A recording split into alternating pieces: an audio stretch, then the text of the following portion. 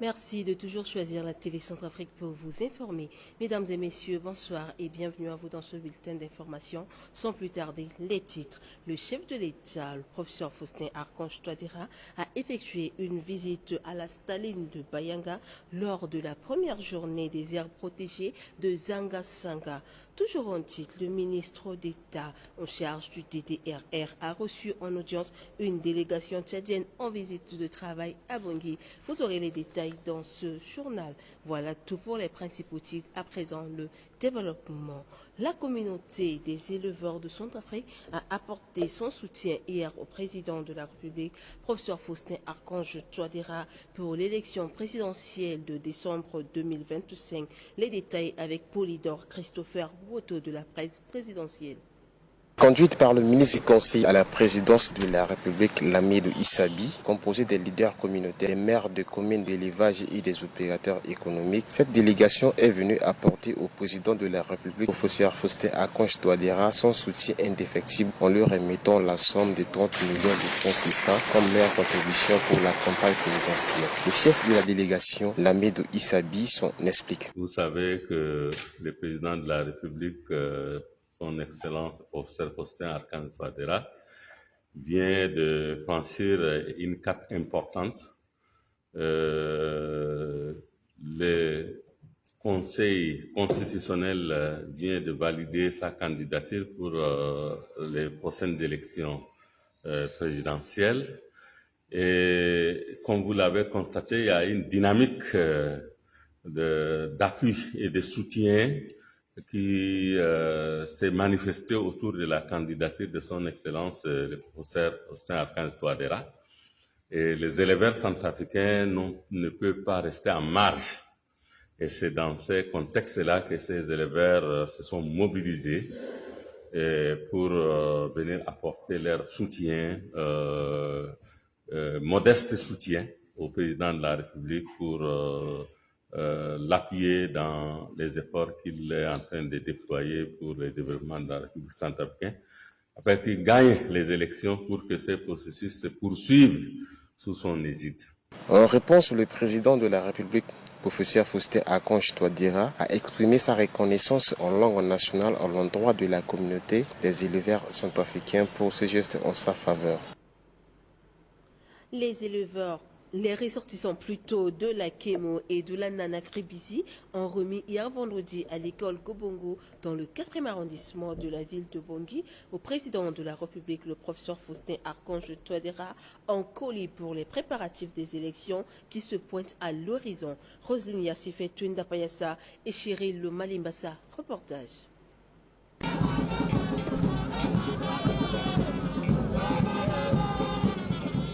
Cette cérémonie a mobilisé plus des populations de Gobongo, les ressortissants des Kémo ainsi que ceux de la Nanakribisi. Tout a démarré aux environs des 18h, l'heure à laquelle le président de la République, Faustin Archange Touadéra, est arrivé sur le lieu, précédé par le Premier ministre chef du gouvernement Félix Moloa et quelques membres du gouvernement. Le président de la République a été accueilli en grande pompe par la population. Candidat à l'élection législative Hippolyte Ngaté, avant de livrer son message, a remercié le président de la République pour sa disponibilité. Il a ensuite prononcé un discours dans lequel il a mis l'accent sur la paix qui est revenue dans la préfecture de Kémo et de la Nanakribisi. Le temps fort de la cérémonie a été la remise d'un colis accompagné d'un chèque de 15 millions de francs CFA au président de la République, Faustin Archange Touadéra, par l'ancien ministre Augustin Yangana. En réponse, le chef de l'État a remercié les ressortissants de Kémo et de la Nanakribisi pour ce geste.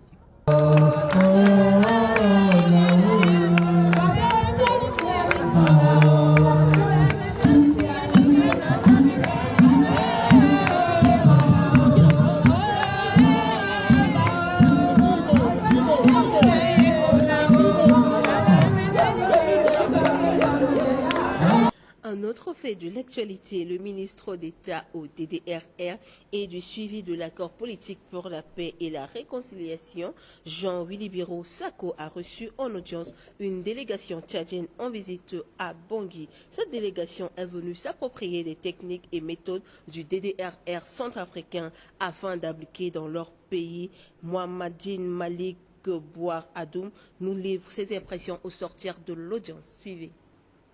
Déjà, je tiens à préciser que toute la commission, l'équipe qui est venue avec moi dans le cadre de la mission technique, est très contente de l'accueil qui nous a été réservé. Nous avons été honorés par l'accueil. Nous y attendons déjà, mais nos attentes ont été dépassées et pour ça, nous tenons à préciser que notre équipe est très contente de sa mission en Centrafrique. Et donc, cela nous a conforté dans la position que nous avons adoptée, celui de choisir la Centrafrique pour venir acquérir de l'expérience.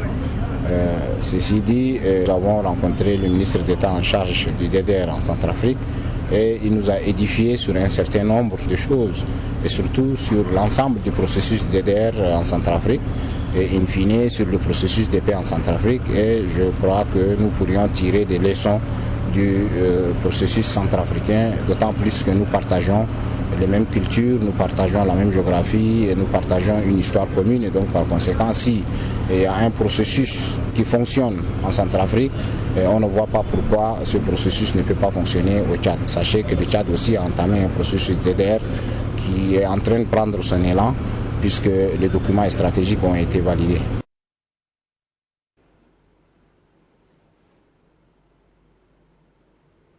Intéressons-nous à présent à une autre rubrique dans ce journal. Le président de la commission CEMAC en République centrafricaine, Balthazar Ngonga Edio, a reçu en audience dans son cabinet de travail le jeudi 20 novembre dernier le chargé d'affaires de l'ambassade de Chine en Centrafrique. La coopération entre la Chine et les États membres de la CEMAC a été au menu de leur entretien. Martinez Gayo et Cheryl Malimbassa nous en dit plus. Le président de la commission de la CEMAC en République centrafricaine, son Excellence Balthazar Ngonga Edio, s'est entretenu le jeudi dernier 20 novembre 2025 à son cabinet avec le chargé d'affaires de l'ambassade de la Chine en République centrafricaine. Leur entretien a porté sur la coopération entre la Chine et les États membres de la CEMAC. En outre, le hôte du président de la commission lui a présenté le 15e plan quinquennal du développement économique de la Chine, dans lequel des facilités sont octroyées à tous les États membres de la CEMAC à travers la politique de zéro taxe douanière. Le chargé d'affaires de l'ambassade de la Chine en République centrafricaine au sortir de l'audience. J'ai bien eu un entretien très fructueux avec Monsieur le Président de la commission de la CEMAC. J'ai bien présenté le 15e plan quinquennal de développement économique et social de la Chine, que le gouvernement chinois vient d'adopter pour les 5 ans prochains pour le développement de la Chine. Et dans ce cadre-là, j'ai bien exploré avec Monsieur le Président le potentiel de coopération entre la Chine et les États membres de la CEMAC. Par exemple, dans le domaine commercial, la partie chinoise a adopté une politique de zéro taxe douanière pour tous les produits agricoles, pour tous les produits africains exportés vers la Chine. Ça, c'est une politique qui est très nouvelle, mais qui va jouer un rôle très important pour encourager l'exportation des produits africains vers le marché chinois. Avec Monsieur le Président, on a bien parlé de manière concrète à comment on doit encourager l'investissement chinois dans cette région. Parce que cette région, on a trouvé plein de potentiel de développement, mais qui a besoin d'investissement étranger. Donc, dans ce cadre-là, et moi et Monsieur le Président, nous sommes tous d'accord que l'investissement chinois soit encouragé d'une manière plus forte et plus remarquable. Et aussi dans les domaines des infrastructures qui constituent un sujet important pour l'intégration économique et sociale de la région. Et la partie chinoise, on n'est toujours pas pour faciliter toutes ces coopérations dans ce domaine. Il est à noter que tous ces points d'échange pourraient prospérer grâce au Forum de coopération Chine-Afrique qui est un cadre idéal et indiqué. Restant toujours dans ce même registre, le président de la commission CEMAC, M. Balthazar Engonga Edjo, a visité ce samedi les locaux de l'école inter-État des douanes pour s'enquérir des avancées des travaux de réhabilitation de la dite école en cours d'exécution. Toujours on en parle avec Martinez Gayo et Cheryl Malimbassa.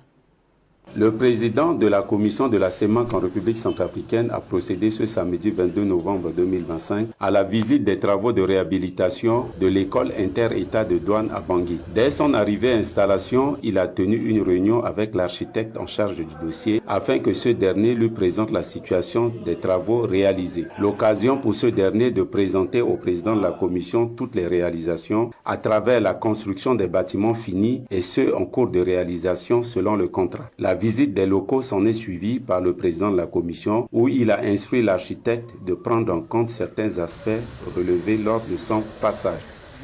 C'est vrai que c'est petit, mais là-bas, en fait, dans les grandes allées, c'est plus grand en fait. Ouais. Non, la configuration est bonne. Changeons de sujet à présent, dans la dynamique de l'activité citoyenne Kwatikoro de ce samedi, le ministre d'État en charge de la justice, Dr Arnaud Djoubayou Abazen, et le ministre coordonnateur de l'opération Kwatikoro, Bruno Yapande, ont procédé au nettoyage du marché Miskine dans le 5e arrondissement de la ville de Bangui en vue de mettre la propriété dans les locaux du dit marché Eurodis Pengunya Ken Privalikundu. Reportage. Munis de pelles, balais, râteaux, les deux membres du gouvernement, entourés de quelques associations affiliées aux partis politiques, ont mené aujourd'hui l'action citoyenne qui est le Kwatikodro. Il faut le dire que le marché Miskine est la cible de ce samedi où les deux membres du gouvernement, notamment le ministre d'État à la justice et celui de l'administration du territoire, coordonnateur de Kwatikodro, ont pris part activement à cette activité citoyenne. Le ministre coordonnateur revient ici sur l'importance de cette activité. Vous savez que le marché Miskine, c'est l'un des anciens grands marchés de la capitale. Nous-mêmes, on s'approvisionnait à l'époque rien qu'au marché Miskine, qui était un marché bien animé, beaucoup fréquenté, et qui fait sortir beaucoup de produits à mettre à la disposition de nos populations. Aujourd'hui, ce marché se trouve être dans un état de délabrement très avancé et ce marché est pratiquement invivable du fait que l'intérieur même du marché est bondé d'ordures et puis de boue. Et quand il pleut, vraiment l'inondation a vraiment sa place. Et c'est d'élire domicile à l'intérieur de ce marché. Et au vu de cela, nous avons fait le déplacement, et ceci à la demande de M. Urlich Poumayassé, qui est l'un des grands acteurs politiques de ce quartier. Il est venu avec toute une équipe et en masse pour essayer d'enlever les ordures qui sont à l'intérieur, amener un peu de la propriété et puis donner un coup de fouet à ce que les autres peuvent aussi faire. À son tour, le représentant du président de la République, le ministre d'État chargé à la justice, a lancé un vibrant message à l'endroit de la population environnante de rendre leur environnement propre et sain. Aujourd'hui, nous avions l'honneur de venir au marché Miskine. Marché Miskine, nous avions constaté l'engouement, l'engagement de la jeunesse du 5e arrondissement. Ils sont venus nombreux, nettoyer l'intérieur du marché, enlever les immondices. C'est une satisfaction pour nous, sous l'autorité du président du chef de l'État qui nous a indiqué la voie qui consiste à entretenir notre environnement de vie. Et vous constaterez qu'aujourd'hui, nous avions enlevé les immondices. Et je suis convaincu que ceux qui ont l'habitude de vendre ici vont respirer du bon vent. Ce n'est pas suffisant. Il y a des travaux qui nécessitent, bien entendu, l'engagement de tout le monde. Ceux qui sont aux alentours du marché, il faudrait qu'ils soient sensibilisés, qu'ils prennent la mesure de la chose. C'est leur c'est leur cadre de vie. Cadre de vie. Le ministre de l'administration du territoire, qui est le coordonnateur de l'opération Kwatikodro, était à nos côtés.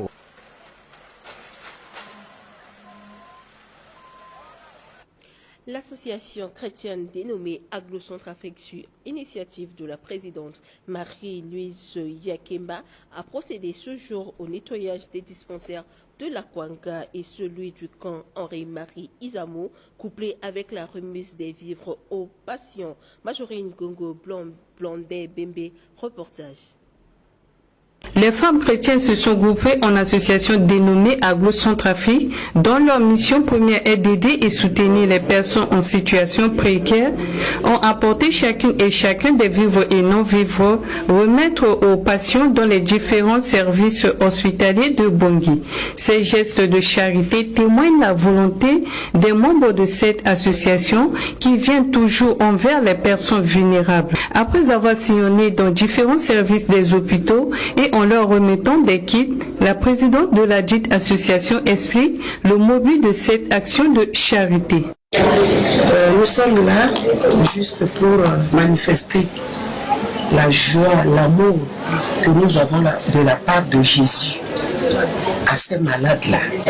Parce que, par exemple, tout à l'heure, il y a une mère là qui a eu un problème de déhanchement au moment de l'accouchement.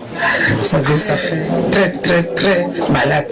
Et elle est malade, quoi. On a vu qu'on la portait. Ça veut dire qu'elle avait des problèmes. L'accouchement, c'est un moment difficile pour les femmes. Et nous avons pensé venir vers la maternité Izamo, juste pour dire que Jésus-Christ est avec eux. Et nous tombons vers la fin de l'année. Notre joie, c'est pour partager la joie de la naissance de Jésus-Christ, nous aurons bientôt l'occasion de le célébrer. Nous avons l'habitude de bien nettoyer ici, donc on a apporté ce qu'il faut pour qu'eux ils puissent gérer en nettoyant les salles comme eux ils l'entendent ici. Aglo, c'est juste une association des femmes, des hommes, des jeunes chrétiens qui ont accepté Jésus-Christ dans leur vie. Et quand on accepte Jésus-Christ, tout ce que nous faisons dans nos églises, c'est une association interdénominationnelle. Donc vous verrez les catholiques, les baptistes, les protestants, les pentecôtistes, donc tout ce groupe-là qui a accepté Christ comme Seigneur et Sauveur. En tout cas, ils sont la bienvenue dans Aglo, ce qui est programmé avant le 15 du mois de décembre plutôt. Poursuivant dans cette même lancée, l'opération d'assainissement s'est déroulée aujourd'hui aussi à l'école Le Kokoro 2 dans la commune de Bimbo 3 suite à l'engagement de la candidate du MCU aux élections législatives dans la circonscription de Bimbo 3, Lina Josiane Bemakasui, Matiterence Ngoy, plus de détails. Afin de lutter contre l'insalubrité dans la ville de Bangui et ses environs, le président de la République, professeur Faustin Archange Touadéra, a instauré une initiative dénommée Kwatikodro. Et ces opérations sont actives tous les samedis dans la matinée sur toute l'étendue du territoire centrafricain. Dynamique et engagée derrière cette vision, la candidate à l'élection législative du mouvement Cœur Uni de Bimbo 3, Lina Josiane Bemakasui, assistée de son staff et du corps enseignant de l'école mixte de Kokoro 2, ont procédé ce matin au nettoyage de la cour, des salles de classe ainsi que des latrines du dit établissement pour permettre aux élèves d'étudier dans un environnement sain et propice. Je crois que l'initiative vient de chef de l'État. Il y a quelques années de cela, mais avec le courage que Madame la ministre Lina Bemakasui, elle a choisi aujourd'hui l'école Kokoro 2 pour venir nettoyer notre concession. Vraiment, j'ai vu que la concession est très propre. Et dès lundi, les élèves, y compris les enseignants, viendront rester dans une bonne condition pour apprendre aux enfants l'éducation. Et d'ici demain, nos enfants deviendront quelqu'un. Le ministre Lina Bemakasui, je crois, vraiment, il faudrait qu'elle continue, qu'elle ne nous lâche pas. Elle continue quand même de nous aider chaque samedi. Ça va nous motiver de continuer de prendre ce travail après elle. Nous allons sensibiliser les parents de ne pas laisser ce travail fait aujourd'hui par le ministre Linabe Makassu. Donc les enseignants, y compris les parents, nous allons continuer ce travail d'ici et chaque samedi pour que notre environnement, la conscience scolaire soit toujours propre. Profitons de ce moment, la candidate a échangé aux enseignants et a fait don des tables bondes pour soulager ses élèves. Le cap est mis cette fois-ci dans le 6e arrondissement de la ville où le quadrique qu'a prôné le chef de l'État a été effectué pour ce jour à la Société d'État de gestion des abattoirs grâce à une action citoyenne menée par l'association de la minorité arabe centrafricaine en sigle AMAG, ensemble avec le personnel de la dite société. Junior Maliavo, Josué Steve Kobo pour plus de détails. Fidèle à la vision politique du président de la République, professeur Faustin Archange Touadéra, à travers l'opération de lutte contre l'insalubrité dénommée Kwati-Kodro, qui vise à embellir la ville de Bangui et ses environs, les membres de l'association de la minorité arabe centrafricaine, en abrégé AMAC, ensemble avec le personnel de la Société d'État de gestion des abattoirs SEGA, en sa tête le directeur général Dido Abdrahim Abdoulaye, ont procédé tôt ce matin au nettoyage de cette société. Munis des matériels tels que pelles, râteaux, faucilles, balais, ces fils du pays ont nettoyé l'enceinte et les alentours de la société afin de la rendre salubre. Le coordonnateur de l'AMAC souligne que l'action qu'ils ont menée fait partie des attributions de leur organisation. Suite à l'initiative qui a été créée par le chef de l'État, ça cadre l'objectif de notre association. C'est pour cela qu'on a choisi aussi, c'est-à-dire SEGA. Nous avons choisi de quitter PK5 de venir réaliser certaines activités au niveau de 6e arrondissement pour montrer aux centrafricains de ne pas limiter seulement à quelques activités au niveau de 3e arrondissement. Nous sommes censés faire d'autres arrondissements. Bien sûr, nous avons planifié déjà nos activités prochainement. Ça sera vers Bimbo, la société Mocaf. Ça sera aussi vers Wango, la gendarmerie du Wango, et donc ça sera à PK12, centre santé de Bégoua. Le directeur général de la Société d'État de gestion des abattoirs, quant à lui, celui-ci a salué cette action menée par les membres de l'AMAC et son personnel et demande aux Centrafricains de pérenniser cette initiative. C'est un grand plaisir aujourd'hui de recevoir mes frères de l'association des minorités arabes centrafricaines. Ils sont venus ce matin faire le Kwati-Kodro et vraiment je suis très fier. L'initiative de notre président de la République, le bâtisseur de la paix, cette initiative, c'est une initiative de développement et de propriété pour notre ville. Donc nous tous, nous avons le devoir de s'atteler à cette initiative afin que tous nos enceintes de travail soient saines. Donc comme vous le constatez aujourd'hui, l'association de la minorité arabe centrafricaine sont chez nous ici. Donc ils ont fait du bon travail. Mes autres qui sont les membres de l'association de la minorité arabe centrafricaine, je les remercie infiniment. Je remercie aussi les personnels de la SEGA qui sont immobilisés comme vous les voyez ici. Je les remercie d'avoir répondu vraiment à cette activité que nous devons le faire tous les samedis. Tous les samedis, nous mettons en propriété notre local. Rappelons que la SEGA a été créée depuis le 15 février 1975 par l'ancien président à vie, le maréchal Jean-Bédel Bokassa. Elle a pour objet l'exploitation et la gestion des abattoirs et l'encadrement des commerçants. Elle est placée sous tutelle des ministères de l'élevage, des finances et du budget. L'actualité se poursuit, cette fois-ci changeant de registre suite à l'inflation des prix des produits sur les marchés par le ministère du Commerce et de l'Industrie. Le ministre du Commerce et de l'Industrie a instauré une opération dénommée Tonnerre pour régulariser cette dérive. Le ministre du Commerce et de l'Industrie a conféré hier vendredi avec les professionnels des médias pour faire le bilan de l'opération. Junior Maliavo, Rolin Mandekouzo pour plus de précision. La semaine dernière, lors d'une réunion avec les importateurs, je les ai informés du lancement d'une mission de contrôle dénommée Opération Tonnerre. Les cadres de mon département, que je tiens à féliciter pour leur professionnalisme et rigueur, ont effectivement mené des opérations de contrôle dans la capitale Bangui et ses environs en compagnie de vous, professionnels de médias. Il ressort de cette opération l'incivisme de certains opérateurs économiques dont certains utilisent les noms de certaines hautes personnalités du pays et de certains partenaires pour faire pression et intimider les services du ministère.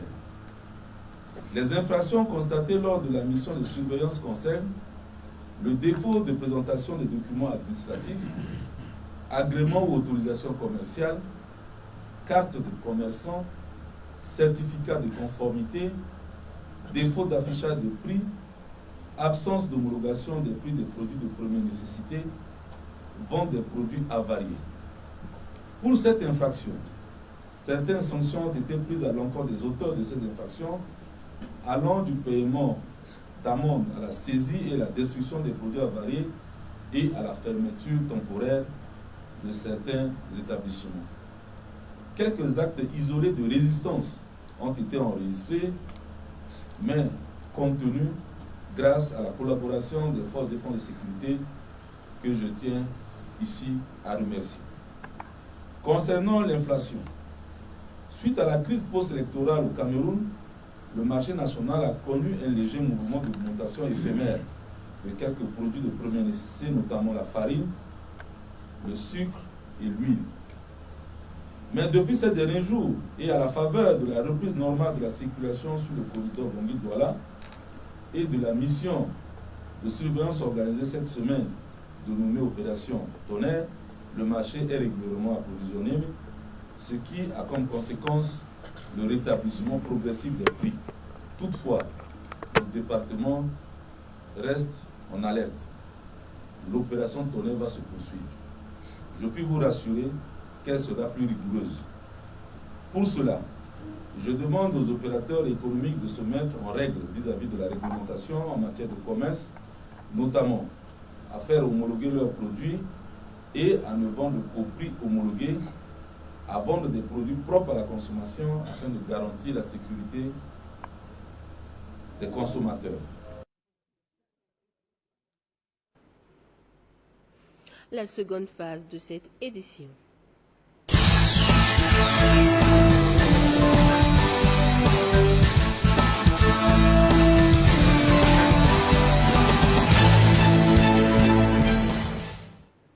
À la tête d'une forte délégation, le président de la République, Faustin Archange Touadéra, a visité le jeudi 20 novembre 2025 la staline de Bayanga située dans le parc de Zonga-Sanga. Vous aurez les détails avec Edwige Sedo de la presse présidentielle. Toujours en page magazine, le Premier ministre a présidé hier avec le comité stratégique d'appui au processus électoral une réunion. Vous aurez les détails avec Brice Desvaleurs Ouattebo. Ainsi s'achève ce bulletin d'information. Merci à vous de l'avoir suivi.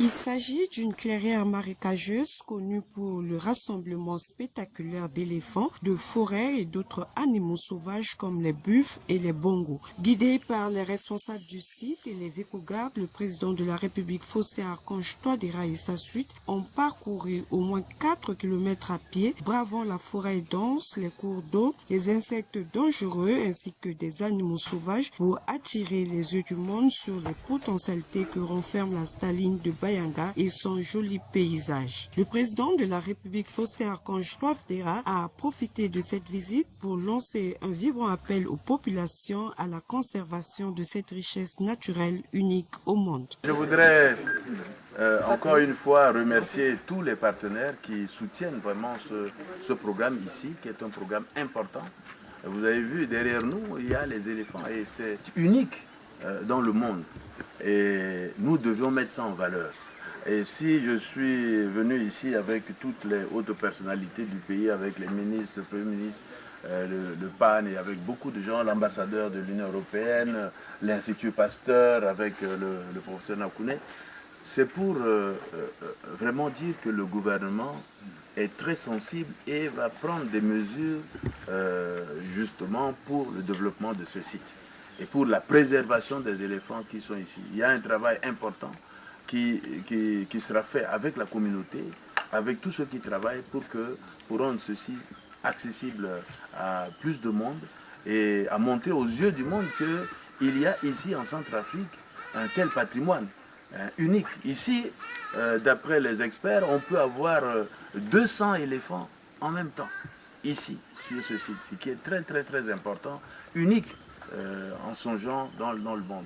Et il y a un travail important que les chercheurs et ceux qui sont dans la préservation font ici pour maintenir ces animaux, pour les écouter, pour dire que vraiment il y a un travail formidable. Et j'encourage les gens qui ne sont jamais venus ici de venir découvrir ce patrimoine important pour la région africaine. Et surtout la conservation, la préservation, tout le travail qui se fait autour de ce site. En tout cas, je vous remercie de l'opportunité que vous me donnez pour donner vraiment mon sentiment et remercier tous ceux qui travaillent ici, les encourager, parce que les conditions ne sont pas faciles. Mais le gouvernement fera ce qui est possible de faire pour faciliter les choses et inciter aussi d'autres chercheurs. Je vois ici, il n'y a qu'une seule femme centrafricaine qui s'est engagée à faire ça dans la recherche. Il y en a bien d'autres soutenus par les partenaires ici. Et donc nous allons encourager nos jeunes chercheurs à s'orienter vers la recherche au niveau de la conservation. Rappelons que cette visite s'inscrit dans le cadre de la célébration de la première journée nationale des aires protégées de Zanga-Zanga à Mbayanga.